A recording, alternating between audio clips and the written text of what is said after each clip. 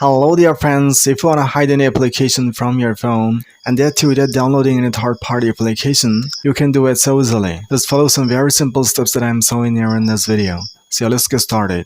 Go to your settings and now search for an option, home screen. So click on home screen, scroll down a little bit, and now see here is an option hide apps on home and app screen. Just click on it. Now you will see all the applications that have been installed on your phone. Now select the application that you want to hide from your phone. And now from those applications I'm gonna select DeepSeek.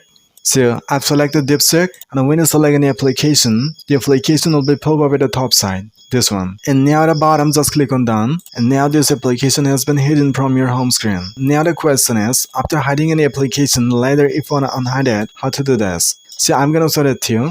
Again, go to your phone settings. Now out of these options, go to your home screen option. Again, scroll down a little bit. Again, select the hide apps on home and app screen. And at the very top, you'll see all the hidden applications. And now notice carefully, at the top right corner of the application, you'll see a small minus icon here.